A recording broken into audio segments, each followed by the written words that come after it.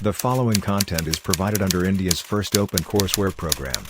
Your support will help RJ Academy continue to offer high-quality educational resources for free. Organic chemistry के इस arrow pushing mechanism 1 के course के अंदर अभी तक हम लोग बात कर चुके हैं कि अगर आपको किसी भी ऑर्गेनिक रिएक्शन का मैकेनिज्म लिखना है तो आपको सबसे पहले उस ऑर्गेनिक रिएक्शन को ब्रेक करना पड़ेगा into a series of elementary reaction.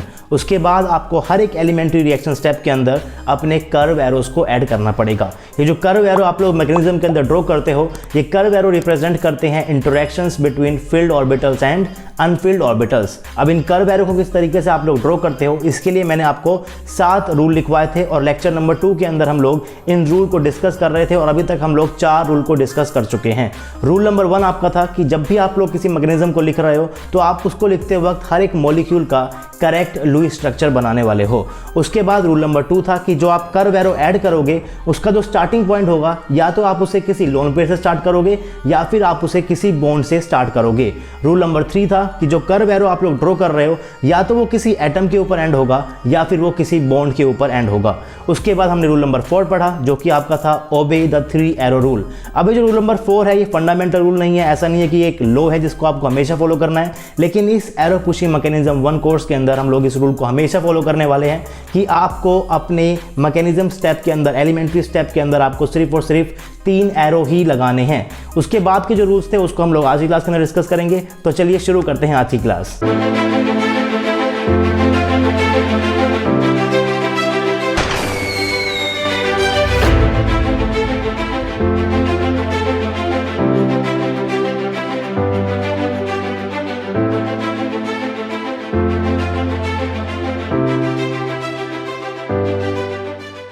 Hey guys, this is RJ and welcome to RJ Academy. So this is lecture number 3 of arrow pushing reaction mechanism 1 course.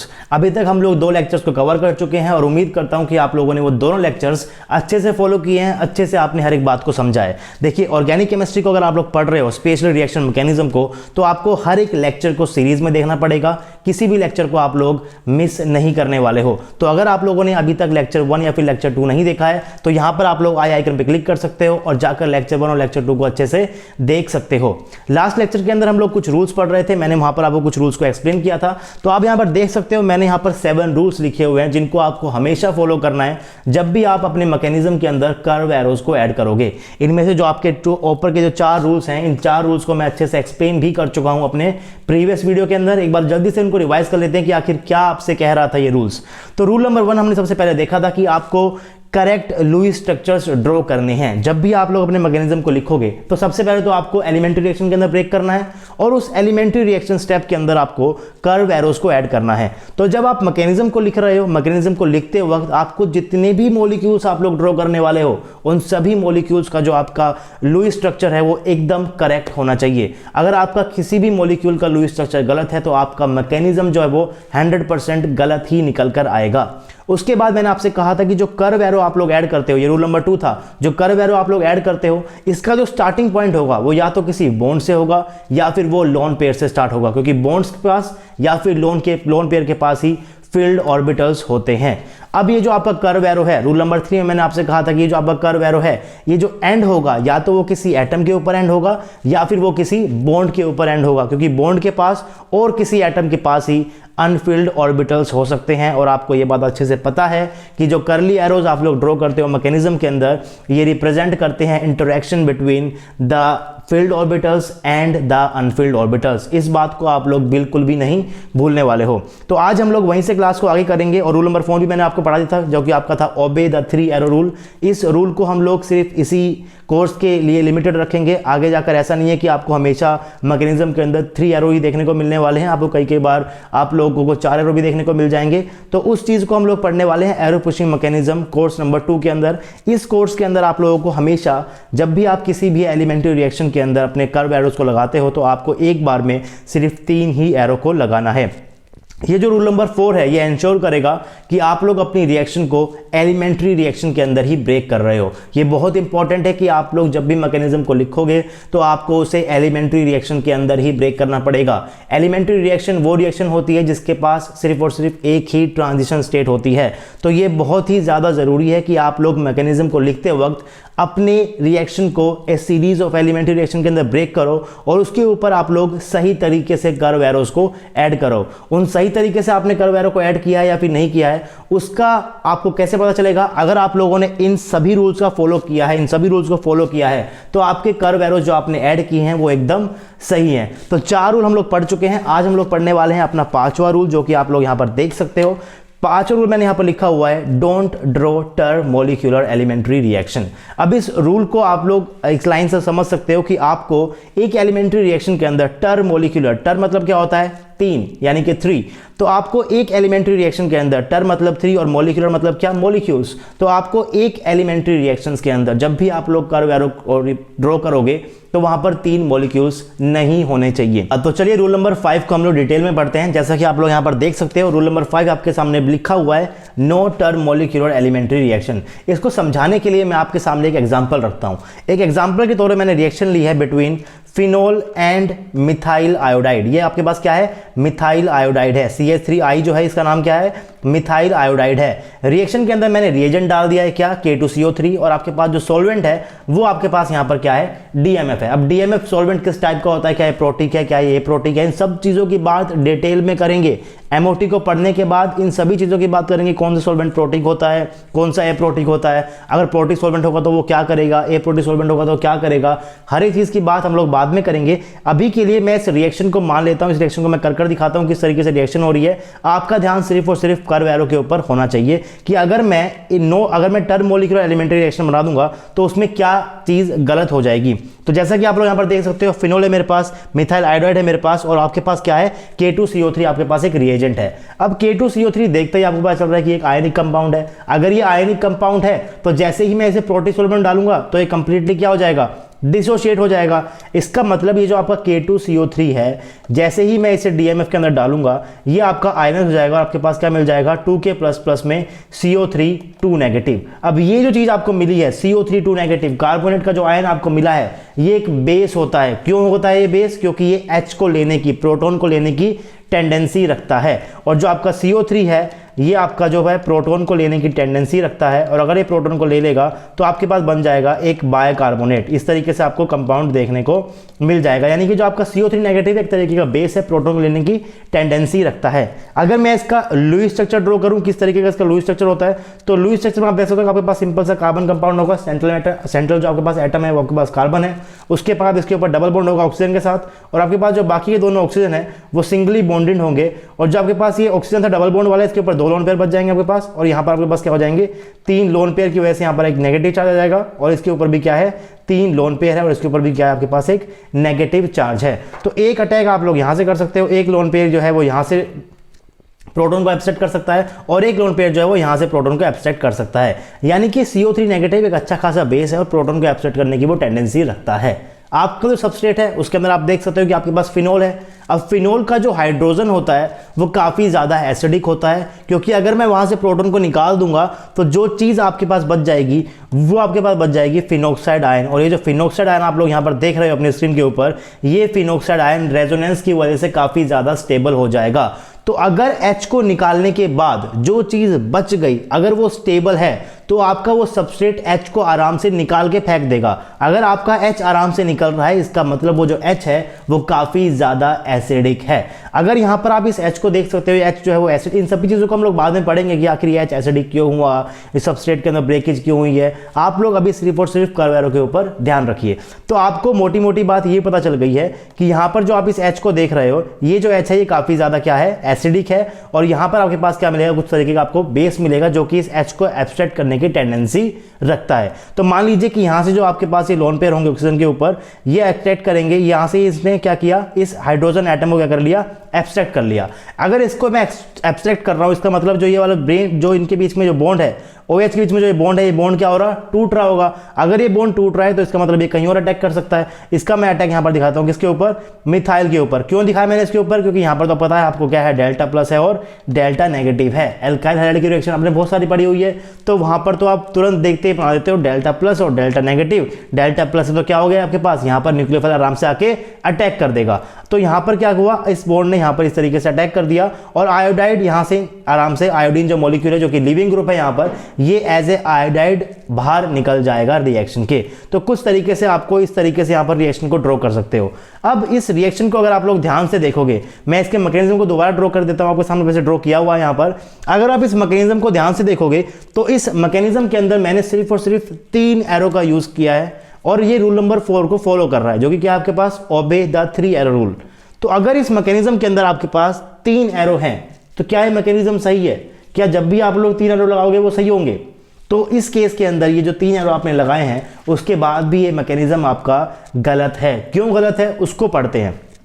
In above mechanism we didn't violate the 3 arrow rule but this is still wrong, जो मैंने अभी आपको बता दिया। The problem is by drawing all these 3 arrows in a single step it implies that it is concerted. Concerted word को आप लोगों को सुनने को मिला होगा जब आप लोगों ने क्या पढ़ा होगा, पेरीसाइक्लिक रिएक्शन को पढ़ा होगा। ये कंसर्टेड एक तरीके से उसी चीज को ही यहां पर रिजेंबल कर रहा है। कंसर्टेड का मतलब क्या होता है उसको समझने के लिए मैं आपको समझाता हूं। मैंने यहां पर अलग से क्वेश्चन लिखा हुआ है, व्हाट डज इट मीन, आखिर इसका मतलब क्या होता है। तो चलिए इसके मतलब को समझने की कोशिश करते हैं कि आखिर इसका मतलब क्या है। इस क्वेश्चन का आपके पास आंसर यहां पर मैंने लिखा हुआ है, above reaction mechanism implies that the base had to collide with the proton at exactly the same point of time at which the oxygen atom was colliding with the carbon atom and releasing iodide। इस चीज को समझने के लिए आप पहले मेरी एक बात सुनिए। जो आपके मॉलिक्यूल्स हैं आखिर ये रिएक्शन हो क्यों रही है, ऑर्गेनिक रिएक्शन जो आपके पास हो रही है, इस रिएक्शन के होने की आखिर वजह क्या है। देखिए आपकी रिएक्शन होती है क्योंकि आपके जो मॉलिक्यूल्स हैं वो मूव करते हैं। अगर वो मूव करेंगे तो डेफिनेटली वो एक दूसरे से कोलाइड करेंगे। मान लीजिए कि आपके पास कोई सबस्ट्रेट है तो उस सबस्ट्रेट के जो मॉलिक्यूल्स है वो सॉल्यूशन के अंदर क्या कर रहे हैं, मूव कर रहे हैं। अगर वो सॉल्यूशन के अंदर मूव करेंगे तो वो अपना जो दूसरा सबस्ट्रेट है उससे कोलाइड कर सकते हैं। साथ ही साथ वो सॉल्वेंट के जो मॉलिक्यूल्स है उसके साथ भी कोलाइड कर सकते हैं। जब भी कोलिजन होगा सिस्टम की एनर्जी बढ़ जाएगी। अगर सिस्टम की एनर्जी बढ़ रही है इसका मतलब बॉन्ड एंगल और बॉन्ड लेंथ के अंदर चेंज हो रहा है। एंगल आपका बढ़ेगा तो एनर्जी कम होती है, एंगल घटेगा तो एनर्जी क्या होती है, ज्यादा हो जाती है। अगर कोलिजन की वजह से मॉलिक्यूल्स की एनर्जी बढ़ रही है तो उनके जो बॉन्ड एंगल और बॉन्ड लेंथ है उनके अंदर डेविएशन होगा। अगर ये डेविएशन स्मॉल है तो रिएक्शन नहीं होगी, अगर ये डेविएशन लार्ज है तो रिएक्शन हो जाएगी। तो बेसिकली ऑर्गेनिक केमिस्ट्री के अंदर आखिर रिएक्शन क्यों होती है, हर एक जगह फिजिकल केमिस्ट्री हो, इनऑर्गेनिक केमिस्ट्री हो, रिएक्शन क्यों हो रही है, क्योंकि मॉलिक्यूल्स मूव करते हैं। अगर वो मूव कर रहे हैं तो वो कोलाइड करते हैं। कोलिजन की वजह से उनकी एनर्जी बढ़ जाती है, एनर्जी की वजह से बॉन्ड लेंथ और बॉन्ड एंगल के अंदर डेविएशन आता है। अगर डेविएशन स्मॉल है तो रिएक्शन नहीं होगी, अगर डेविएशन ज्यादा है तो रिएक्शन हो जाएगी। इस चीज को मैं आगे वाले लेक्चर्स के अंदर लिखवाने वाला हूं। अभी के लिए इस चीज को समझाने के लिए मैंने आपको ये चीज बताई है कि रिएक्शन हो रही है क्योंकि मॉलिक्यूल मूव कर रहे हैं। अगर मॉलिक्यूल मूव करेंगे तो वो कोलाइड करेंगे, कोलाइड करेंगे तो एनर्जी बढ़ जाएगी, एनर्जी बढ़ जाएगी तो डेविएशन आ जाएगा बॉन्ड एंगल बॉन्ड लेंथ के अंदर। अगर वो डेविएशन स्मॉल है तो रिएक्शन नहीं होगी, अगर वो डेविएशन ज्यादा है तो रिएक्शन हो जाएगी। मोटी मोटी बात जो आपको यहां समझनी है वो ये है कि रिएक्शन हो रही है जब आपके मॉलिक्यूल्स क्या कर रहे हैं, कोलाइड कर रहे हैं। अब ये जो कोलिजन होता है मॉलिक्यूल्स के बीच में ये एकदम परफेक्टली ओरिएंटेड होना चाहिए। सेम टाइप के एनर्जीज का जो आपके पास ऑर्बिटल्स हैं वो सेम, उनकी जो बीच की एनर्जी होती है वो लगभग आपके पास सेम होनी चाहिए, फिर उनके बीच का डिफरेंस जो है वो ज़्यादा नहीं होना चाहिए। ऐसा नहीं है कि 1s ऑर्बिटल जो है वो आपका 4s ऑर्बिटल से, आपका जो 4p ऑर्बिटल है उससे आके क्या कर रहा है, वो रिएक्ट कर रहा है। उनके बीच का जो एनर्जी गैप है वो भी कम होना चाहिए, तभी आपके पास अच्छी तरीके की ओवरलैपिंग होती है। तो पहला फैक्टर होता है एनर्जी का, दूसरा फैक्टर होता है ओरिएंटेशन का। तो बेसिकली जब मॉलिक्यूल्स कोलाइड करेंगे तो उनको एक प्रॉपर ओरिएंटेशन होना चाहिए और उन दोनों ऑर्बिटल्स का जो गैप होता है वो भी ज्यादा नहीं होना चाहिए। इन सब चीजों को हम लोग आगे पढ़ने वाले हैं, लेकिन अभी मैं आपको समझा देता हूं। अगर आप इस रिएक्शन के मैकेनिज्म को समझने की कोशिश करोगे, जो मैकेनिज्म अभी आप लोगों ने यहाँ पर ड्रॉ किया है, तो इस मैकेनिज्म के हिसाब से आप लोग यहां पर देख सकते हो कि आपका जो बेस है, बेसिकली यहां पर बेस क्या होगा, आपके पास CO3 2 नेगेटिव है। ये जो बेस है ये इस हाइड्रोजन को यहां पर एक्सपेक्ट कर रहा है। उसके बाद ये जो बॉन्ड है इस मिथाइल के कार्बन के ऊपर अटैक कर रहा है। उसके बाद जो आयोडीन है वो यहां से लीव कर रहा है। तो ये तीनों चीज एक साथ होना, इसी को आप लोग क्या बोलते हो, कंसर्टेड। अगर ये तीनों चीज एक साथ हो रही है, अगर ये तीनों की तीनों चीज एक साथ हो रही है, इसी को आप लोग क्या बोलते हो, कंसर्टेड बोलते हो। अगर ये तीनों चीज एक साथ हो रही है इसका मतलब क्या हो रहा है, तीनों के तीनों मॉलिक्यूल्स एक साथ कोलाइड कर रहे हैं। और ऑर्गेनिक केमिस्ट्री के अंदर या फिर फिजिकल केमिस्ट्री के अंदर या फिर किसी भी सब्जेक्ट के अंदर अगर कोई रिएक्शन हो रही है तो वो इसीलिए हो रही है कि मॉलिक्यूल्स कोलाइड कर रहे हैं। और मॉलिक्यूल को कोलाइड करते वक्त प्रॉपर ओरिएंटेशन का आपको अच्छा खासा ध्यान रखना है। एंड इट इज़ इम्पॉसिबल कि आपके पास 3 मॉलिक्यूल्स इस तरीके से कोलाइड कर रहे हो कि रिएक्शन हो जाए, यानी कि 3 मॉलिक्यूल्स इस तरीके से मूव कर रहे हो कि वो प्रॉपरली ओरिएंटेटेड हो और इस तरीके से ओरिएंटेड हो रखे हो कि आपकी रिएक्शन हो जाए। ये चीज़ इम्पॉसिबल है, क्योंकि जब भी कोलिजन हो रहा है 2 मॉलिक्यूल का तो उनके बीच में बहुत सारे कोलिजन होते हैं, कम से कम भी 1000, 2000, 3000, 10,000 लाख कोलिजन होंगे। उसके बाद उनके अंदर से कोई एक कोलिजन ही रिस्पॉन्सिबल होता है रिएक्शन के लिए। मैं आप समझ रहा हूं मेरी बात? 1 लाख कोलिजन हो रहे हैं, उसके बाद उस 1 लाख के अंदर से एक कोलिजन ऐसा है जो रिएक्शन को प्रोसीड करा रहा है। सिर्फ 2 मॉलिक्यूल्स की बात कर रहा हूं। तो अगर 3 मॉलिक्यूल्स आप ले लोगे तो 3 मॉलिक्यूल्स इस ओरिएंटेशन में कभी कोलाइड नहीं कर पाएंगे कि रिएक्शन आपके पास हो जाए। तो ये जो रिएक्शन में आप, इसका मतलब क्या है, इस रिएक्शन का मतलब क्या है कि all 3 collision take place simultaneously and the chances of any 3 molecules colliding simultaneously is 0%। अगर मैं बात करूं कि रिएक्शन आपकी प्रोसीड होगी, कोलिजन तो होता रहेगा 3 मॉलिक्यूल का, 4 मॉलिक्यूल कोलिजन तो होता रहेगा, लेकिन उस कोलिजन से रिएक्शन नहीं होगी। रिएक्शन होने वाले कोलिजन नहीं होंगे 3 मॉलिक्यूल्स के। इसीलिए जो आपका जो रिएक्शन मैकेनिज्म है, ये मैकेनिज्म आपका गलत है। अब अगर ये मैकेनिज्म आपका गलत है तो आप इसका सही मैकेनिज्म क्या होगा, इसके पीछे रीजन क्या है कि आखिर ये मैकेनिज्म आपका गलत है। There are no known reaction in organic chemistry that occur in the solution phase where 3 molecules simultaneously collide and in one elementary step react generate product. उसी बात को जो मैंने अभी आपको बताया है, यही बात मैंने यहाँ पर लिखी हुई है कि ऑर्गेनिक केमिस्ट्री के अंदर तो ऐसी कोई भी रिएक्शन नहीं है, एक सिंगल रिएक्शन भी आपको देखने को नहीं मिलेगी जहाँ पर 3 मॉलिक्यूल्स कोलाइड कर रहे हैं और उस कोलिजन की वजह से प्रोडक्ट का जनरेशन हो रहा है। वो सेम बात ही मैंने यहाँ पर लिखी हुई है। The problem here is that we didn't break the reaction into a series of elementary reaction step, जिसके ऊपर मैंने बहुत ज़्यादा फोकस किया था कि अगर आपको मैकेनिज्म लिखना है तो आपको सबसे पहले एलिमेंट्री रिएक्शन के अंदर उसे ब्रेक करना पड़ेगा। आपने वहाँ पर उसे एलिमेंट्री रिएक्शन के अंदर ब्रेक नहीं किया, इसलिए वो जो मैकेनिज्म था वो आपका गलत था। अब देखते हैं कि आखिर सही मैकेनिज्म क्या होगा। So true mechanism will look like, आपका जो बेस है, बेस आपका वहाँ पर क्या था, CO3 नेगेटिव। ये जो आपका बेस है ये सबसे पहले क्या करेगा, आपके हाइड्रोजन को एब्स्ट्रैक्ट करेगा। इस बॉन्ड पेयर के जो लोन पेयर हैं वो इस ऑक्सीजन एटम के ऊपर आ जाएंगे और आपके पास यहाँ पर फिनॉक्साइड आयन बन जाएगा। ये आपका जो बेस है इसने हाइड्रोजन को क्या कर लिया, एब्स्ट्रैक्ट कर लिया, राइट। तो ये जो फिनॉक्साइड आयन है अब अगले स्टेप के अंदर रिएक्ट करेगा मिथाइल आयोडाइड के साथ। तो इसको आप ध्यान से देखिए, एक बार में सिर्फ और सिर्फ 2 मॉलिक्यूल को ऐड करा रहा हूँ मैं यहाँ पर। ये आपके पास बेस है और ये आपके पास क्या है, एक सबस्ट्रेट है। सिर्फ एक मॉलिक्यूल आपके पास ये रहा और एक मॉलिक्यूल आपके पास ये रहा, यानी कि 2 मॉलिक्यूल का मैंने यहाँ पर कोलिजन दिखाया। कभी भी आप लोग 3 मॉलिक्यूलर कोलिजन नहीं दिखा सकते हो। अगर आप लोग 3 मॉलिक्यूलर कोलिजन दिखा रहे हो इसका मतलब आप लोगों ने एलिमेंट्री रिएक्शन के अंदर उसे ब्रेक नहीं किया, राइट। तो उसके बाद जो आपका यहाँ पर फिनॉक्साइड आयन बना है ये फर्दर अटैक करेगा आपके पास कार्बन ऑफ मिथाइल का, जो आपके पास कार्बन है मिथाइल आयोडाइड का, उसके ऊपर रिएक्ट करेगा और जो आपके पास यहाँ पर आयोडीन है ये एज ए आयोडाइड बाहर निकल जाएगा और आपको यहाँ पर प्रोडक्ट मिल जाएगा। तो इस तरीके से आपको सही मैकेनिज्म लिखना है। याद रखिए कभी भी ऑर्गेनिक केमिस्ट्री के अंदर आप लोग किसी भी एलिमेंट्री स्टेप के अंदर मैकेनिज्म को लिखते वक्त 3 मॉलिक्यूलर कोलिजन एक साथ नहीं दिखा सकते। इसका मतलब आप लोग जब कर्व एरो को ड्रॉ कर रहे हो तो ड्रॉ करते वक्त आप लोग 3 मॉलिक्यूल्स को एक साथ कंसीडर नहीं करोगे। क्यों नहीं करोगे मैं आपको समझा चुका हूं, बाकी इन सब बातों को हम लोग बाद में दोबारा भी करने वाले हैं। अब बढ़ते हैं आगे और पढ़ते हैं अपना रूल नंबर 6। रूल नंबर 6 बहुत सिंपल सा है, आप सबको पता भी है कि H is always attach to something. H as a free atom आपको नेचर के अंदर मिलता ही नहीं है, ना तो आपको H मिलता है, ना ही आपको H+ मिलता है, ना ही आपको H नेगेटिव मिलता है। अब यहाँ पर आप लोग मुझे बोल सकते हो कि सर मैंने बहुत सी बुक्स ऐसी देखी है जहाँ पर H+ लिखा हुआ है और आपका जो ऑक्सीजन का लोन पेयर है उसके ऊपर अटैक करके कार्बोनिल, मान लीजिए आपके पास कोई कार्बोनिल का यहाँ पर बॉन्ड है, आपने देखा होगा बहुत सी बुकों के अंदर यहाँ पर 2 लोन पेयर हैं, उसके बाद यहाँ पर इसने H+ दिखाया हुआ है और इसका अटैक इसके ऊपर दिखाकर क्या किया हुआ है, इसको प्रोटोनेट किया हुआ है। तो बेसिकली ये जो चीज़ है ये गलत है, ऐसा पॉसिबल ही नहीं है, क्योंकि H+ as a free cation आपको कभी भी देखने को नहीं मिलेगा। ना ही H+ मिलता है, ना ही H नेगेटिव मिलता है और ना ही आपके पास फ्री हाइड्रोजन एटम आपको देखने को मिलेगा। तो ऑर्गेनिक केमिस्ट्री के अंदर आप लोग प्रोटॉन का बहुत जिक्र करोगे, आप लोग प्रोटॉन ट्रांसफर करते हो, प्रोटोनेशन करते हो, उन सभी रिएक्शन के अंदर आप लोग क्या देखने को मिलेगा, प्रोटॉन देखने को मिलेगा। वहीं आपको हाइड्राइड भी देखने को मिलता है, क्योंकि हाइड्राइड से आप लोग जैसे कि आपका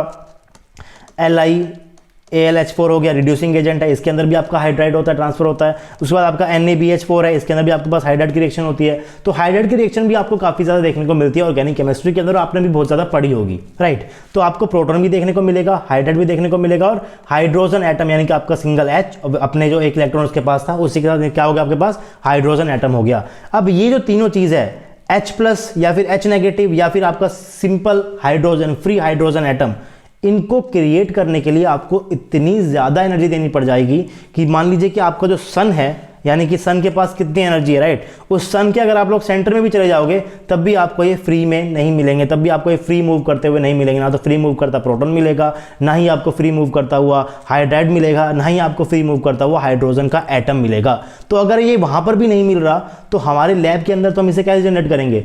इन तीन यानी कि प्रोटॉन को, हाइड्राइड को या फिर हाइड्रोजन एटम को हम लोग फ्रीली मूव करते हुए जनरेट नहीं कर सकते, ये पॉसिबल ही नहीं है। तो मैकेनिज्म को लिखते वक्त हम लोग याद रखेंगे कि हम लोग कभी भी H+ को सिर्फ H+ नहीं लिखेंगे, वो हमेशा किसी ना किसी से क्या होगा अटैच होगा, इसका हमेशा ध्यान रखेंगे। H नेगेटिव को कभी भी H नेगेटिव नहीं लिखेंगे, वो हमेशा किसी ना किसी से क्या होगा अटैच होगा। H जो आपके पास है सिंपल हाइड्रोजन एटम लोग कभी भी नहीं बनाएंगे, तो इस चीज़ का आप लोग ध्यान रख सकते हो। To create free H+, H negative और H आपका simple atom we require very very very very very large amount of energy. यहाँ पर मैंने सिर्फ 4 बार वही लिखा हुआ है, अगर आपका दिल करे तो आप यहाँ पर 400 बार, 4000 बार या फिर 4 लाख बार वेरी वेरी लिख सकते हो, क्योंकि आप लोग इनको फ्रीली मूव करते हुए प्रोड्यूस कर ही नहीं सकते। अगर आप लोग इन्हें फ्रीली मूव करते हुए प्रोड्यूस नहीं कर सकते तो इनको रिएक्शन के अंदर यूज करने का कोई सेंस है ही नहीं। तो अगर इनको यूज तो आप लोग करते हो, आप प्रोटोनेशन भी करते हो, आप हाइड्रेट रिडक्शन भी करते हो, तो वो आप किस तरीके से करते हो उसको मैं एक बार आपको दिखा देता हूँ किस तरीके से करते हैं। बाकी आगे जाकर इन चीज़ों को हम लोग पढ़ने वाले भी हैं। मान लीजिए मैंने आप लोग को सिंपल सा सेपरेट लिया है। बेसिकली आपके पास क्या होता है, ये कीटल होता है। कीटल क्या होता है आपके पास, अगर किसी एक कार्बन के ऊपर ऑक्सीजन जुड़ा हो, यहाँ पर भी ऑक्सीजन जुड़ा हो, और ये ऑक्सीजन जो आपके पास फर्दर जो है किसी एल्काइल ग्रुप से जुड़ा हुआ हो, अगर ये एल्काइल ग्रुप जो आपके पास सेम भी हो सकते हैं, अलग भी हो सकते हैं, इसको आप क्या बोलते हो, कीटल फंक्शनल ग्रुप बोलते हो। बात यहाँ पर कीटल फंक्शनल ग्रुप की नहीं हो रही है, बात हो रही है कि आप लोग प्रोटोनेशन कैसे करोगे। मान लीजिए कि ऑक्सीजन का लोन पेयर जो है यहाँ से H+ लेगा, अगर आप इस तरीके से अपनी रिएक्शन को दिखा रहे हो तो ये डेफिनेटली गलत है। क्यों? क्योंकि आपके पास H+ कभी भी H+ आपको कभी भी कहीं भी फ्री मूव करता हुआ नहीं मिलेगा। अगर ये फ्री मूव करता हुआ नहीं मिलेगा तो इसको आप लोग यहीं पर ही गलत बोल दोगे। There is no free H+ present in any organic solution phase reaction. Organic reaction generally आप लोग कहाँ करते हो, सॉल्यूशन के अंदर ही करते हो। आप लोग सॉल्वेंट को लेते हो, चाहे वो आपका सॉल्वेंट प्रोटिक हो, एप्रोटिक हो, कैसा भी हो, पोलर हो, नॉन पोलर हो, लेकिन आप लोग जनरली ऑर्गेनिक रिएक्शन को सॉल्यूशन के अंदर ही करते हो। और सॉल्यूशन फेज के अंदर आप लोग कभी भी फ्री H+ घूमता हुआ नहीं मिलेगा। आपको हाइड्रोजन कैटायन कभी भी सॉल्यूशन के अंदर देखने को नहीं मिलेगा, राइट। तो अगर मुझे प्रोटोनेशन दिखाना तो मैं उसको किस तरीके से दिखाऊंगा, तो उसको मैं अगर दिखाना है, H+ का बेसिकली मतलब क्या होता है, एसिडिक कंडीशन आपके पास, तो आप लोग यहाँ पर इस H को A से आप लोग उसे अटैच कर सकते हो। HA का मतलब क्या है, HA आपके पास क्या है, HA आपके पास यहाँ पर क्या है, एसिड है, राइट। और जब ये H यहाँ से चला जाएगा तो ये आपके पास जो बच गया A नेगेटिव से आप क्या बोलते हो, कॉन्जुगेट बेस बोलते हो। तो आप लोग कभी भी H+ को खाली नहीं दिखाओगे। अगर आपको दिखाने की जरूरत पड़ रही है तो आप लोग हमेशा एज ए एसिड उसका यूज करोगे और बाद में आप उसको कॉन्जुगेट बेस को जो है वो रिलीज कर दोगे, और बाद में जो आपका कॉन्जुगेट बेस है वो वापस से आपका प्रोटॉन को वापस से एब्स्ट्रैक्ट कर लेता है। उन सब चीज़ों के बारे में हम बात बाद में करेंगे, लेकिन H+ को आप लोग अकेला लिखा हुआ कभी भी नहीं दिखाओगे, इस बात को हमेशा याद रखना। अब कुछ रिएक्शन हाइड्राइड की भी देख लेते हैं। एग्जाम्पल मैंने यहाँ पर हाइड्राइड का भी लिखा हुआ है। मान लीजिए आपके पास कोई सिंपल कीटोन का सबस्ट्रेट है और ये जो हाइड्राइड है आप लोग करते हो रिडक्शन, आप लोग कीटोन से अल्कोहल बनाते हो हाइड्राइड रिडक्शन करके, तो ये जो हाइड्राइड के जो ऊपर जो दो इलेक्ट्रॉन है ये एज सच जाके इसके ऊपर अटैक नहीं करते। ये चीज़ क्या है, गलत है। मैंने यहाँ पर लिखा भी हुआ है रॉन्ग, ये बिल्कुल ही गलत है, क्योंकि ये जो चीज़ है ये एग्जिस्ट ही नहीं करती। अगर ये एग्जिस्ट नहीं करती तो मैकेनिज्म में आप इसे ड्रॉ नहीं कर सकते हो। तो बेसिकली रिडक्शन कैसे होता है, जो आपका ये हाइड्राइड होता है ये एज ए कंपाउंड यानी कि किसी से जुड़ा हुआ होता है। जैसे कि आपके पास LiAlH4 के अंदर अगर मैं बात करूं तो यह ब्रेक हो जाएगा इसके अंदर Li+ के अंदर प्लस AlH4 नेगेटिव। अगर मैं इसका स्ट्रक्चर बनाऊंगा लुईस स्ट्रक्चर तो आपके पास ये इसका बनेगा लुईस स्ट्रक्चर। AlHHHH 4 उसके ऊपर H लगे हुए हैं और ये जो नेगेटिव चार्ज है ये आपके पास यहाँ पर 2 इलेक्ट्रॉन है, इसकी वजह से नेगेटिव चार्ज है। तो यहाँ से आप इससे अटैक दिखा सकते हो। इस जो बॉन्ड है इस बॉन्ड से आप इसका अटैक दिखा सकते हो। बेसिकली यहाँ पर भी आप लोग क्या कर रहे हो, इस हाइड्रोजन का इन दोनों इलेक्ट्रॉन के साथ, इस हाइड्रोजन का याद रखिए इस बात को, इस हाइड्रोजन का इन दोनों इलेक्ट्रॉन के साथ इसके ऊपर अटैक करा रहे हो, किसके ऊपर, कार्बोनिल सेंटर के ऊपर। तो बेसिकली आप लोग क्या करा रहे हो, हाइड्राइड का ही अटैक करा रहे हो। लेकिन इस केस में आपने अपने हाइड्रोजन को किसी और के साथ अटैच देखा है तो आप लोग इसे मान सकते हो। लेकिन यहां पर आपके पास हाइड्राइड आयन जो है वो फ्री घूम रहा है, जो कि पॉसिबल नहीं है, जो कि पॉसिबल नहीं है। तो याद रखिए, प्रोटोनेशन करते वक्त भी या फिर हाइड्राइड ट्रांसफर करते हुए, हाइड्राइड का रिएक्शन करते हुए भी आपको ध्यान रखना है कि जो आपका H+ है या फिर जो आपका H नेगेटिव है वो किसी ना किसी चीज से, किसी ना किसी और एटम से जुड़ा हुआ हो। रेडिकल्स की बात भी कर लेते हैं, या फिर मैं बात करूं फ्री एटम भी बोल सकते हो आप लोग। हाइड्रोजन के पास क्या होता है, एक इलेक्ट्रॉन होता है, तो आप इसका क्या बोल सकते हो, उसको रेडिकल भी बोल सकते हो, या फिर आप इसको बोल सकते हो सिंपल हाइड्रोजन एटम भी बोल सकते हो। तो रेडिकल की रिएक्शंस भी आप लोगों ने काफी ज्यादा देखी है, वहां पर आप लोग H रेडिकल का यूज भी करते हो। तो वहां पर आपको रिएक्शन किस तरीके से दिखानी है। तो अगर मैं बात करूं, आपके पास कोई सिंपल सा, मैंने यहाँ पर एक रेडिकल लिया हुआ है, एक सिंपल सा मैंने सबस्ट्रेट लिया हुआ है, इस कार्बन के पास क्या है, एक इलेक्ट्रॉन है, राइट। अगर मुझे इसके रेडिकल साथ रिएक्शन दिखानी है तो आप लोग यहाँ पर क्या यूज करते हो, एक फिशी एरो यूज करते हो। इस एरो का आप ज़्यादा यूज नहीं करने वाले हो जनरली ऑर्गेनिक केमिस्ट्री के अंदर। ये एक टाइप ऑफ होमोलिटिक क्लीवेज के लिए आप लोग इन एरो का यूज करते हो। जब भी मान लीजिए आपके पास कोई बॉन्ड होता है, कोई भी बॉन्ड बना हुआ है ए और बी के बीच में, अगर इसके पास 2 इलेक्ट्रॉन हैं, अगर मैं इसको इस तरीके से शो कर रहा हूं, इसका मतलब क्या है कि ये जो दोनों इलेक्ट्रॉन हैं, ये दोनों इलेक्ट्रॉन बी के पास मूव कर रहे हैं। लेकिन अगर मैं इस एरो को कुछ इस तरीके से दिखाऊंगा, मैंने फिश एरो यूज किया, एक मैंने कुछ इस तरीके से दिखाया, दूसरा मैंने कुछ इस तरीके से दिखाया, इसका मतलब क्या है कि एक इलेक्ट्रॉन जो है वो बी के पास चला जाएगा, और जो एक इलेक्ट्रॉन है वो ए के पास चला जाएगा। आपके पास क्या बन जाएगा, ए के पास एक इलेक्ट्रॉन आ जाएगा और बी के पास भी एक इलेक्ट्रॉन आ जाएगा। जनरली ऑर्गेनिक केमिस्ट्री के अंदर हम लोग रेडिकल की रिएक्शंस बहुत ज़्यादा कम पढ़ने वाले हैं, लेकिन जितनी भी पढ़ने वाले हैं, अगर हम पढ़ेंगे वहाँ पर हम लोग कभी भी H का फ्री रेडिकल एज सच नहीं बनाएंगे। अगर हमने बनाया तो वो आपका बिल्कुल बिल्कुल बिल्कुल गलत ही होगा।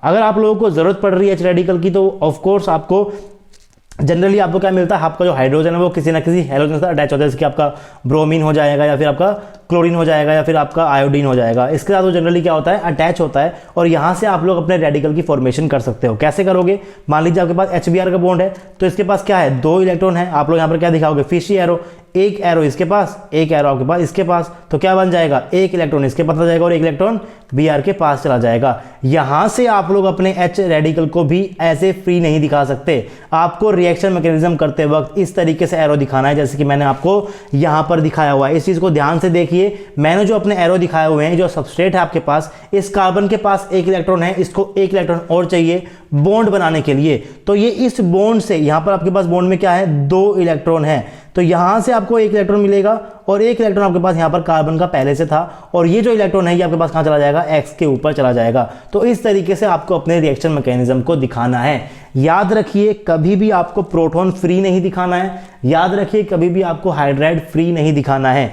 भले ही आप लोगों ने बुक्स के अंदर देखा होगा इन चीज़ों को, लेकिन बुक्स के अंदर जब लिखा होता है तो वहाँ पर ये अंडरस्टूड है कि वो H किसी से जुड़ा हुआ है या फिर वो एसिड कंडीशन के साथ है। बाकी अगर आप लोग बुक को देखो, क्लेडन बुक को देखोगे, कैरथोरस को देखोगे, तो वहाँ पर आपको H+ या फिर H negative as free source कभी भी देखने को नहीं मिलेगा।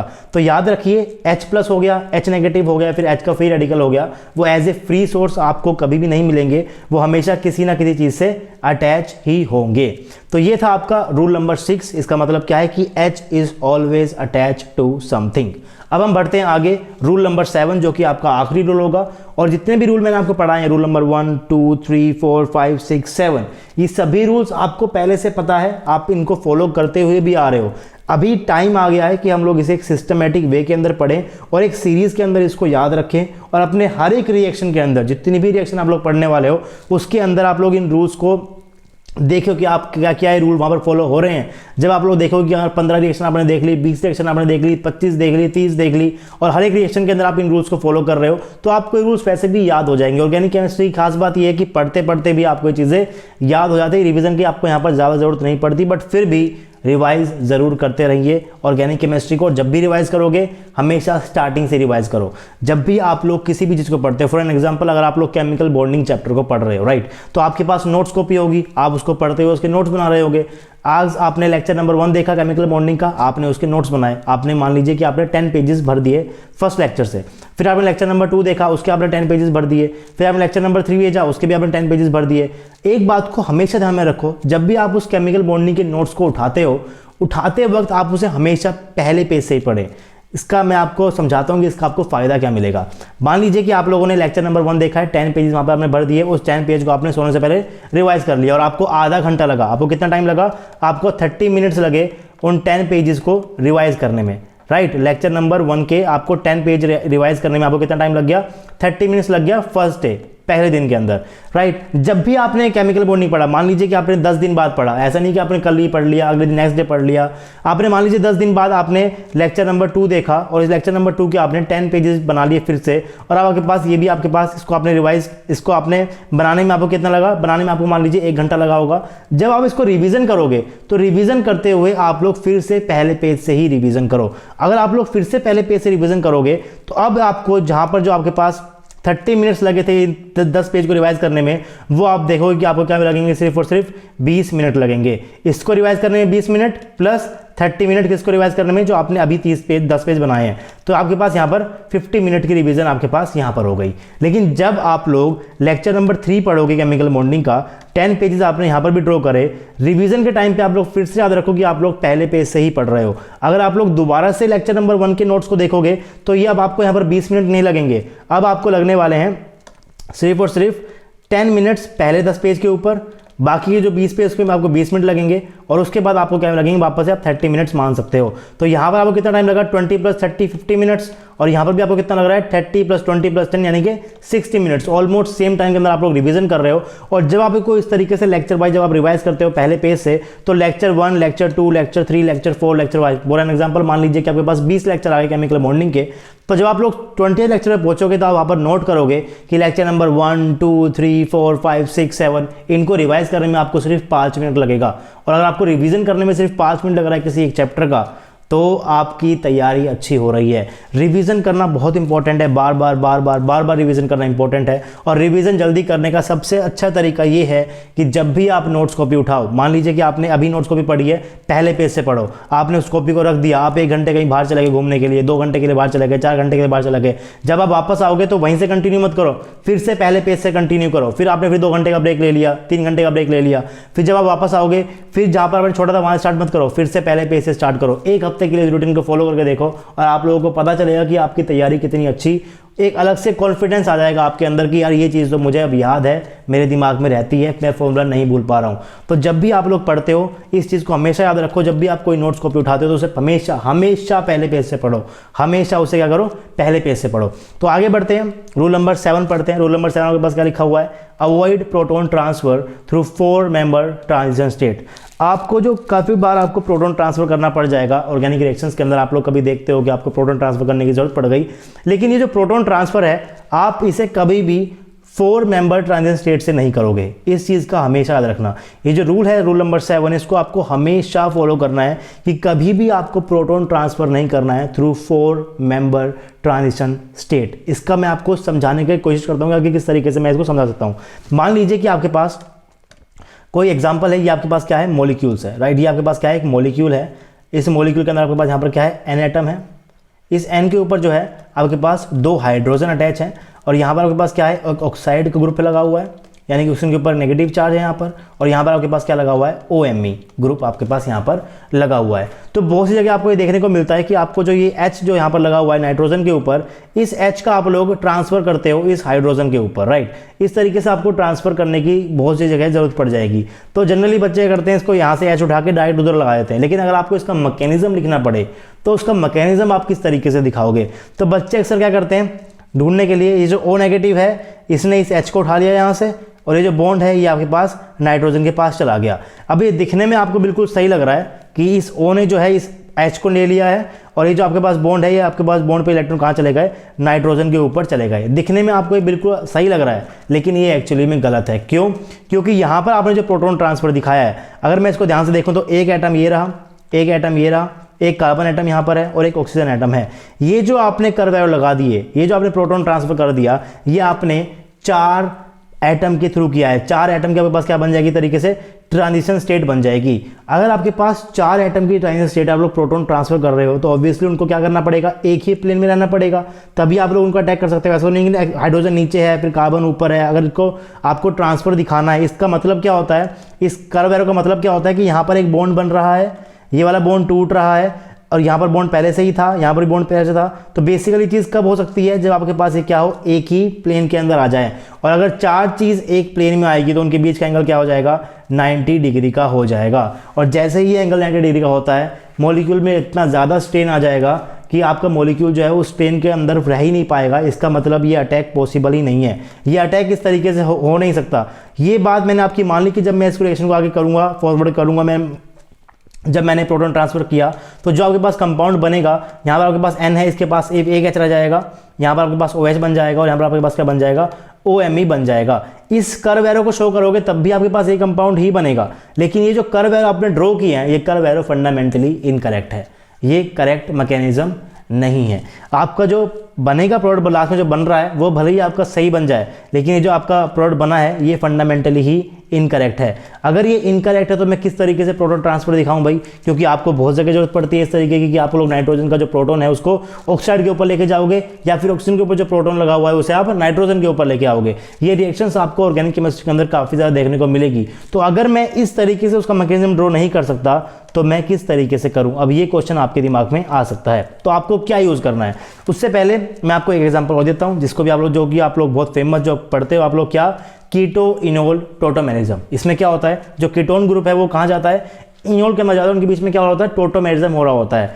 टोटोमेरिज्म का मतलब जो आपका जो हाइड्रोजन जो है अल्कोहल ग्रुप के ऊपर, ये कभी ऑक्सीजन के ऊपर रहता है और कभी इस कार्बन के ऊपर रहता है। यानी कि जो ऑक्सीजन है इसका ट्रांसफर होता रहता है, कभी ऑक्सीजन के पास रहता है और कभी ये कार्बन के पास रहता है।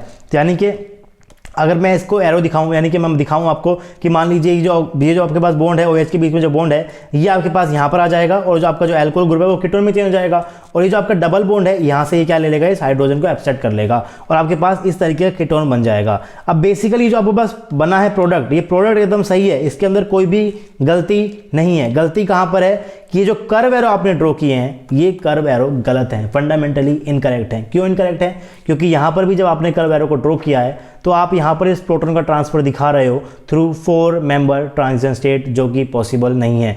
जैसे कि एक एटम आपके पास हाइड्रोजन का हो गया, एक एटम आपके पास ऑक्सीजन का हो गया, एक एटम आपके पास ये कार्बन रहा और एक एटम आपके पास ये रहा, ये कार्बन रहा। तो अगेन आपके पास 4 एटम आ गए, आप लोग प्रोटॉन का ट्रांसफर कर रहे हो, जो कि थ्रू 4 मेंबर ट्रांजिशन स्टेट आपके पास पॉसिबल नहीं है। भले ही आपका प्रोडक्ट सेम सही बनकर आ रहा हो, लेकिन फिर भी आप लोग इस तरीके के कर्व एरो का इस कोर्स के अंदर बिल्कुल भी यूज़ नहीं करेंगे। जो रूल मैंने आपको बताए हैं, इन रूल्स को आपको स्ट्रिक्टली फॉलो करना है। स्ट्रिक्टली मीन्स आपको हर बार हमेशा फॉलो करना है। जनरली जब आप देखते हो कीटो इनोल टोटोमेरिज्म, तो ये जो मैकेनिज्म है ये बिल्कुल ही इनकरेक्ट है, ये सही मैकेनिज्म है ही नहीं। जबकि जो केस मैंने पहले बताया था ये इतना स्लो होगा कि वो हो ही नहीं पाएगा। क्यों, क्योंकि मैंने आपको कहा है कि अगर आपको 4 मेंबर के थ्रू अगर आप लोग प्रोटॉन का ट्रांसफर कर रहे हो तो वो चारों एक दूसरे के 90 डिग्री एंगल के ऊपर आ जाएंगे। अगर वो 90 डिग्री एंगल के ऊपर आ गए तो मॉलिक्यूल के अंदर बहुत ज़्यादा स्ट्रेन आ जाएगा, तो मॉलिक्यूल्स अपने आप को उस 90 डिग्री एंगल के ऊपर एडजस्ट ही नहीं कर पाते। और मान लीजिए उन्होंने एडजस्ट कर भी लिया, आपने टेम्परेचर बहुत ज़्यादा कर दिया, उनने एडजस्ट कर भी लिया, तो वो रिएक्शन इतनी स्लो होगी कि आपको उसका कोई भी यूज़ नहीं होगा। स्लो का मतलब ये नहीं होता कि 1 घंटा लग रहा है, 2 घंटा लग रहा है, 3 घंटा लग रहा है। स्लो का मतलब होता है कि 1 साल लग गया, 2 ईयर्स लग गए, 5 ईयर्स, 4 ईयर्स। स्लो रिएक्शंस का मतलब होता है कि टाइम बहुत ही ज़्यादा लग गया। अगर मैं बोल रहा हूँ कि रिएक्शन बहुत फास्ट हो रही है, इसका मतलब मिली सेकेंड्स के अंदर हो रही है, 0.000001 सेकंड के अंदर हो गई है। अगर ये रिएक्शन स्लो है तो स्लो का मतलब है कि वो बहुत ही ज़्यादा स्लो हो रही है, वो 10 दिन के अंदर हो रही है, 20 दिन के अंदर, महीने के अंदर, या फिर वो साल के अंदर हो रही है। तो ये जो रिएक्शन है अगर मैं इस मैकेनिज्म के थ्रू बनाना चाहूँ तो इस मैकेनिज्म के थ्रू ये इतना स्लो होगा, ये हो ही नहीं पाएगा। तो अगर ये स्लो है, ये इस मैकेनिज्म के थ्रू, इस मैकेनिज्म के हिसाब से मैं देखूँ अगर ये स्लो है तो इसका सही मैकेनिज्म क्या है, क्योंकि ट्रांसफर तो होता है प्रोटॉन का, ये बात तो पक्की है। एक्सपेरिमेंटल के अंदर, एक्सपेरिमेंट में आपने देख लिया है, लैब में आपने देखा रिएक्शन के अंदर कि भाई प्रोटॉन का ट्रांसफर तो हो रहा है लेकिन इस मैकेनिज्म के थ्रू नहीं हो रहा है। तो अगर मैं ट्रांसफर ऐसा ना दिखाऊं तो मैं किस तरीके से दिखाऊं, उसके लिए आपको अपने सॉल्यूशन के अंदर देखना पड़ेगा कि आपका जो सॉल्यूशन है वो आपका एसिडिक है या फिर बेसिक है। मैंने यहाँ पर लिखा हुआ है इंस्टेड, इसकी जगह जब आपने ऊपर जो ये बना रखी है स्टेट 4 मेंबर की, इसकी जगह 4 मेंबर ट्रांजिशन स्टेट इसको मत ड्रॉ करो, यहाँ पर भी जो बना रखी है इसको मत ड्रॉ करो। इसकी जगह आपको क्या यूज़ करना है, सबसे पहले आप देखो कि जो आपका सॉल्यूशन है वो एसिडिक है या फिर बेसिक है। ऑर्गेनिक केमिस्ट्री की जो जनरली रिएक्शंस होती है वो सॉल्यूशन फेज के अंदर ही होती है, तो सॉल्यूशन या तो आपका एसिडिक होगा या तो आपका बेसिक होगा। न्यूट्रल सॉल्यूशन आपको काफ़ी कम देखने को मिलते हैं, तो या तो आपके पास एसिडिक कंडीशन होगी या फिर आपके पास बेसिक कंडीशन होगी। अगर एसिड गिवन नहीं है, बेस गिवन नहीं है, पर लिखा हुआ है कि एसिडिक कंडीशन है, बेसिक कंडीशन है, तो मैं कौन सा बेस लूँ, कौन सा एसिड लूँ। तो उस केस के अंदर आप लोग क्या करो, एक जनरल एसिड ले लो, जनरल बेस ले लो और इनकी नोटेशन इस तरीके से रखो कि आने वाले हर एक रिएक्शन के अंदर ऑर्गेनिक केमिस्ट्री के पूरे कोर्स में उस नोटेशन को आप लोग सेम रखो। तो अब से हम लोग जब भी मैं बात करूंगा कि एक रिएक्शन जब वो एसिड कैटेलाइज है और मैंने एसिड नहीं दिया, तो आपको एसिड का स्ट्रक्चर क्या ड्रॉ करना है, आपको वहां पर HA ड्रॉ करना है। ये आपके पास क्या है, एसिड है। अगर यहाँ से इस एसिड के अंदर से आपका ये प्रोटॉन जो है अगर ये निकल जाएगा तो आपके पास क्या बन जाएगा, इसका कॉन्जुगेट बेस बन जाएगा। ए के ऊपर 2 इलेक्ट्रॉन दिखा रखा है और मैंने क्या दिखा रखा है, नेगेटिव चार्ज दिखा रखा है। तो ये आपके पास क्या है, ये आपके पास जो है वो एसिड है और ये क्या है, इसका कॉन्जुगेट बेस है। तो इस तरीके से आप लोग एसिड या फिर कॉन्जुगेट बेस को दिखा सकते हो। अगर आपकी कंडीशन बेसिक है तो उस केस के अंदर आप लोग सिंपल सा बेस ले लोगे, बी और बी के ऊपर क्या, लोन पेयर्स। लोन पेयर दिखाने बहुत ज़रूरी है क्योंकि बेस क्या होता है जो लोन पेयर को डोनेट कर सके। अगर आप लोग खाली बी लिख दोगे और फिर आपको इस तरीके से एरो दिखाओगे तो ये आपने एरो क्या किया, किसी ने एटम से आपने शुरू कर दिया। चलो बी आपका एटम नहीं है, मान लो कोई ना कोई एटम ही होगा, लोन पेयर तो आपने ड्रॉ किया नहीं यहाँ पर, तो आपने एटम से कर दिया, एरो को शुरू कर दिया, जो कि गलत है। हम लोग इन चीज़ों की बात कर चुके हैं। तो जो बेस का आपने यहाँ पर जनरल नोटेशन लिया है वो आपने क्या ले लिया, बी के ऊपर आपके पास क्या है, 2 लोन पेयर है। जैसे ही ये जो बेस है किसी हाइड्रोजन को एब्स्ट्रैक्ट करेगा, मान लीजिए कि आपने यहाँ क्या किया, इस वाटर मॉलिक्यूल से इसने हाइड्रोजन को एब्स्ट्रैक्ट किया है, तो ये क्या बन जाएगा, बी के साथ H जुड़ जाएगा और आपको क्या आ जाएगा, प्लस का चार्ज आ जाएगा। तो यहाँ पर इस केस में ये बी नेगेटिव, बी के ऊपर 2 लोन पेयर है, क्या है आपके पास, ये आपके पास है बेस और ये BH प्लस क्या है आपके यहाँ पर, ये आपके पास है इसका कॉन्जुगेट एसिड। अब बेस को ड्रॉ करते हुए यानी कि बी के ऊपर जो मैंने यहाँ पर 2 ये बनाए हैं इलेक्ट्रॉन्स, इसको लेते वक्त आप यहाँ पर इसके नेगेटिव चार्ज नहीं लोगे क्योंकि जनरली आपके पास बहुत सारे बेस ऐसे देखने को मिलते हैं इसके ऊपर लोन पेयर तो है लेकिन नेगेटिव चार्ज नहीं है। फॉर एन एग्जांपल आपको अमोनिया देखने को मिलेगा, अमोनिया के पास क्या है, N है, N के ऊपर 3 हाइड्रोजन लगे हुए हैं, यहाँ पर क्या है, लोन पेयर्स हैं और एक अच्छा खासा बेस है, इस लोन पेयर को डोनेट करने की टेंडेंसी रखता है। तो जनरली जो आपको बेस है, तो मैंने इसको जनरल कैसे बनाया, इस पूरे NH3 को मैंने क्या लिख दिया, B लिख दिया। तो ये इस तरीके से आपके पास क्या बन जाएगा, बेस बन जाएगा। जैसे ही ये किसी हाइड्रोजन को लेगा तो क्या बन जाएगा आपके पास, BH पॉजिटिव बन जाएगा। तो ये आपके पास क्या है, कॉन्जुगेट एसिड है और ये आपके पास क्या है, आपके पास बेस है। तो सबसे पहले आप लोगों को क्या देखना है कि आपका जो सोल्यूशन है वो एसिडिक है या फिर बेसिक है।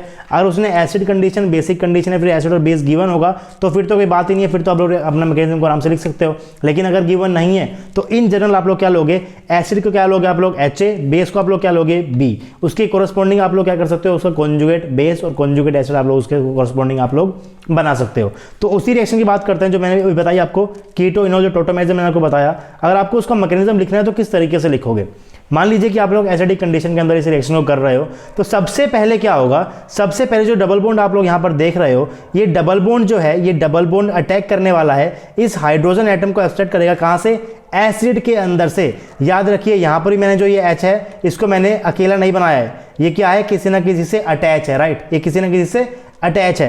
तो ये क्या करेगा, डबल बॉन्ड इस हाइड्रोजन एटम को यहाँ से एब्स्ट्रैक्ट करेगा और ये हाइड्रोजन एटम मान लीजिए इस मॉलिक्यूल के पास इस टाइम पे एक हाइड्रोजन यहाँ पर है, एक हाइड्रोजन यहाँ पर है, एक हाइड्रोजन यहाँ से एब्स्ट्रैक्ट कर लिया तो अब इसके बाद कितने हाइड्रोजन हो गए, 3 हाइड्रोजन आपके पास यहाँ पर देखने को मिल जाएंगे। अब इसका ड्राइविंग फोर्स क्या रहेगा, ये जो लोन पेयर है यहाँ से इसका ड्राइविंग फोर्स रहेगा, यहाँ से लोन पेयर यहाँ पर आएंगे, नीचे आएंगे और उसके बाद डबल बॉन्ड जो है वो हाइड्रोजन के ऊपर अटैक कर देगा। मैंने आपको कहा था कि 95% ऑफ द ऑर्गेनिक रिएक्शन जो है वो लोन पेयर से ही स्टार्ट होती है। तो यहाँ पर भी आप देख सकते हो कि लोन पेयर से ही मैंने यहाँ पर इस रिएक्शन को शुरू किया है। 2 एरो का मैंने यूज किया है, एरो मैंने स्टार्ट किया है लोन पेयर से, खत्म किया है बॉन्ड के ऊपर, स्टार्ट किया है बॉन्ड के ऊपर से, खत्म किया है एटम के ऊपर। सभी रूल्स को फॉलो किया है, लुईस स्ट्रक्चर को एकदम करेक्ट बनाया है, हर एक चीज को आप यहाँ पर देख सकते हो। ऑक्सीजन के ऊपर मैंने 2 लोन पेयर को ड्रॉ किया है, सारा के सारा लुईस स्ट्रक्चर एकदम बिल्कुल सही है। ये वाला जो एरो है ये आपका लोन पेयर से शुरू हो रहा है, खत्म कहां पर हो रहा है, बॉन्ड के ऊपर हो रहा है। ये शुरू कहां से हो रहा है, बॉन्ड से हो रहा है, खत्म कहां पर हो रहा है, हाइड्रोजन एटम के ऊपर हो रहा है। ये जो आपके पास एरो है ये शुरू हो रहा है बॉन्ड से ऊपर, खत्म कहां पर हो रहा है, ए एटम के ऊपर हो रहा है। तो सभी रूल्स को फॉलो करते हुए मैकेनिज्म को ड्रॉ कर रहा हूं मैं यहाँ पर, राइट। तो आपने क्या किया, इसको ब्रेक कर लिया स्टेप के अंदर। पहले स्टेप में क्या हुआ, इस डबल बॉन्ड ने H को यहाँ पर ले लिया, उसके बाद जो इस H जो आपने एसिड लिया है इसका जो कॉन्जुगेट बेस है वो वापस से प्रोटॉन ले लेगा। इस केस के अंदर आपके पास क्या बन जाएगा, प्रोडक्ट बन जाएगा। तो जिस रिएक्शन को आप लोग यहाँ पर, जिस प्रोटॉन ट्रांसफर को आप लोग यहाँ पर एक स्टेप में दिखा रहे हो, जनरली वो एक स्टेप में नहीं होता, वो 2 स्टेप के अंदर होता है। आपने उसे एक स्टेप में दिखाया, इसीलिए आपने क्या कर दी, यहाँ पर गलती कर दी, आपने एलिमेंट्री रिएक्शन के अंदर उसको ब्रेक नहीं किया। तो जो मैंने यहाँ पर लिखा हुआ है avoid proton transfer through 4 member transition state, इसका सिंपल सा मतलब ये है कि आप लोग हमेशा एलिमेंट्री रिएक्शन के अंदर ही अपनी रिएक्शन को ब्रेक करो। अगर आप लोग प्रोटॉन ट्रांसफर कर रहे हो 4 मेंबर ट्रांजिशन स्टेट से, इसका मतलब आपने अपनी रिएक्शन को आपने अपनी रिएक्शन को एलिमेंट्री रिएक्शन के अंदर ब्रेक नहीं किया है। तो उम्मीद करता हूँ कि आपको ये चीज़ समझ में आ रही होगी। अगर आपको ये चीज़ समझ में नहीं आ रही तो आप लोग कमेंट सेक्शन के अंदर कमेंट कर सकते हैं, मैं इन्हीं चीज़ों को कुछ अलग तरीके से समझाने की कोशिश करूँगा। देखिए अभी ये स्टार्टिंग के लेक्चर्स है ऑर्गेनिक केमिस्ट्री की, अगर आपको यहाँ पर कन्फ्यूजन रह गई तो शायद आने वाली क्लासेस के अंदर आपको काफ़ी ज़्यादा प्रॉब्लम हो जाएगी। तो अगर आपको कोई भी कन्फ्यूजन आ रही है, आप लोग एकदम फ्री हो कमेंट बॉक्स के अंदर कमेंट करने के लिए कि सर इस पॉइंट के ऊपर मुझे ये चीज़ समझ नहीं आई, इस पॉइंट के ऊपर मुझे ये चीज़ समझ नहीं आई। और अभी की डेट के अंदर हमारे चैनल के ऊपर कोई ज़्यादा सब्सक्राइबर है भी नहीं, तो मैं हर एक कमेंट को रिप्लाई भी कर सकता हूँ।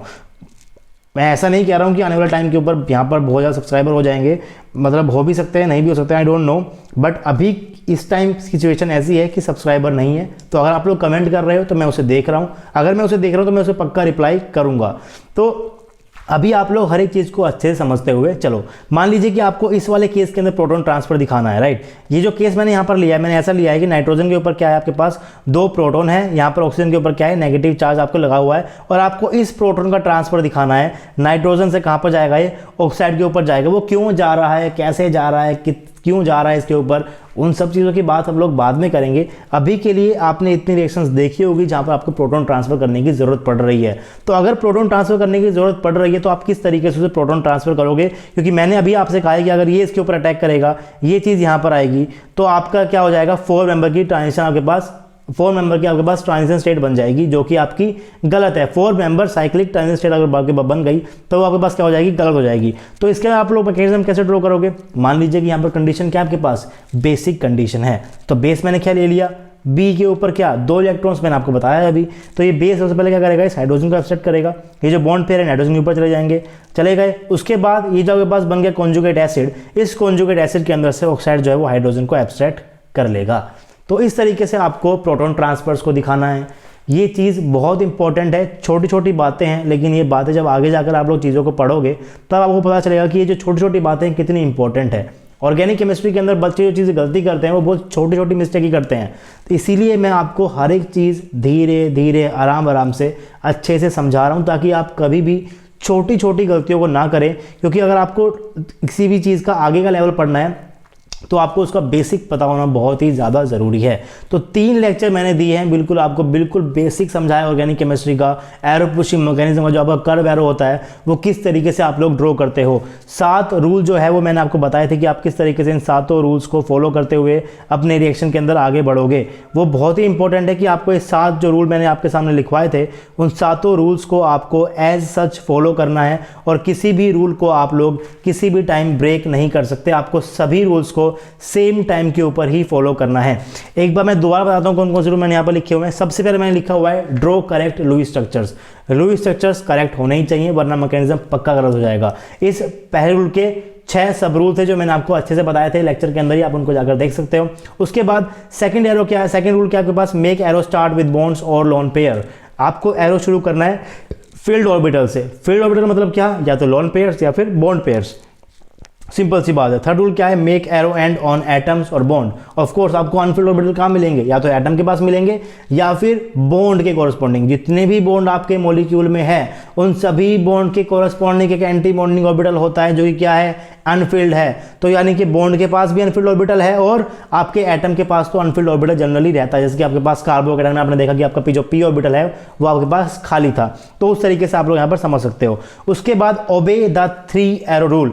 इस रूल के ऊपर आप लोग स्टार लगा सकते हो, क्योंकि ये जो रूल है फंडामेंटल रूल नहीं है। ऐसा नहीं है कि ये लो है ऑर्गेनिक केमिस्ट्री का हमेशा 3 ही रूल होगा, ऐसा भी नहीं है कि हर जगह पढ़ाया जाता है।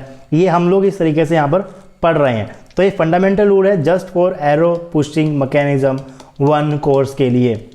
लेकिन इस कोर्स के लिए बहुत इंपॉर्टेंट रूल होगा ये 3 एरो रूल। अगर आपने इसको फॉलो किया तो ये बात पक्की है कि आप लोग अपने ऑर्गेनिक रिएक्शंस को जो है वो एलिमेंट्री रिएक्शंस के अंदर ही ब्रेक करोगे। उसके बाद जो 3 रूल है, don't draw termolecular elementary reactions, H is always attach to something, और avoid proton transfer through 4 member transition state. ये तो हमने अभी भी पढ़े हैं और उम्मीद करता हूँ कि आपको ये जितने भी रूल मैंने यहाँ पर लिखे हुए हैं ये आपको अच्छे से समझ में आ गए होंगे। ये रूल्स आपको पता थे, आप इन्हें फॉलो कर रहे थे, बस आपको ये नहीं पता था कि इनके कोई रूल भी होते हैं, इस तरीके से इसको लिखना होता है, इस तरीके से इसको पढ़ना होता है। इन सभी रूल्स को आप लोग अभी तक फॉलो करते हुए आए हो, आपको पता है, बस आपको ये नहीं पता कि इनका कोई सिस्टमैटिक वे होता है। आपको इन रूल्स को इन्हीं सिस्टमेटिक वे के अंदर आपको इनको याद करना है। तो आज की क्लास में यहीं पे वाइंड अप करता हूँ। नेक्स्ट क्लास हम लोग पढ़ने वाले हैं molecular orbital theory of organic compounds. बहुत ही ज़्यादा इंपॉर्टेंट है, सब कुछ उसी के ऊपर बेस है कि कौन सा कर्व एरो शुरू कर रहे हैं। अभी तक का आप लोगों ने समझा है कि जो आपका कर्व एरो है, सही कर्व एरो कौन सा है, गलत कर्व एरो कौन सा है। अभी तक आप लोगों ने सिर्फ इतना ही सीखा है। अब कौन सा कर्व एरो लगाना है, कौन सा कर्व एरो नहीं लगाना, ये आप लोग सीखोगे जब आप लोग एमओटी पढ़ लोगे ऑर्गेनिक केमिस्ट्री की, जिसको हम लोग शुरू करेंगे अपनी अगली क्लास के अंदर। तो आई होप आपको ये वीडियो समझ में आया होगा, आपको ये वीडियो अच्छा लगा होगा। अगर ये आपको वीडियो अच्छा लगा है तो प्लीज़ ये जो लाइक बटन है, इस लाइक बटन को दबा दीजिए। साथ ही साथ अगर आपने सब्सक्राइब नहीं किया हुआ है चैनल को, तो चैनल को जरूर सब्सक्राइब करिए और जो बेल आइकन है उसको जरूर प्रेस करिए, ताकि आपके पास नोटिफिकेशन पहुंच जाए जब भी मैं यहाँ पर कोई नया लेक्चर अपलोड करूँ। आरजे एकेडमी आपके लिए एक ओपन कोर्स वेयर शुरू कर रखा है, जहाँ पर आप लोगों को लेक्चर वाइज सीरीज मिलेगी, आपको लेक्चर वाइज पढ़ाया जाएगा। और पहला जो एग्जाम हमने यहाँ पर टारगेट किया है वो कि ICSIR net JRF chemical science का एग्जाम। तो अगर आप लोगों को लेक्चर्स पसंद आ रहे हैं तो प्लीज़ वीडियो को शेयर कीजिए अपने दोस्तों के साथ, ताकि हम लोग इस ओपन कोर्स वेयर को ज़्यादा से ज़्यादा बच्चों तक पहुंचा सकें। और अगर आप लोग आरजे एकेडमी को फाइनेंशियल सपोर्ट करना चाहते हो तो आप लोग हमें गूगल पे कर सकते हो, फ़ोन पे कर सकते हो और आप हमें पेटीएम कर सकते हो। नंबर आपकी स्क्रीन के ऊपर है 9053519385। इस नंबर के ऊपर आप लोग हमें कोई भी अमाउंट भेज सकते हो guys, any amount is appreciable. आपसे मिलते हैं नेक्स्ट क्लास में, तब तक के लिए पढ़ते रहिए, पढ़ाते रहिए और खुश रहिए। Thank you for corporation.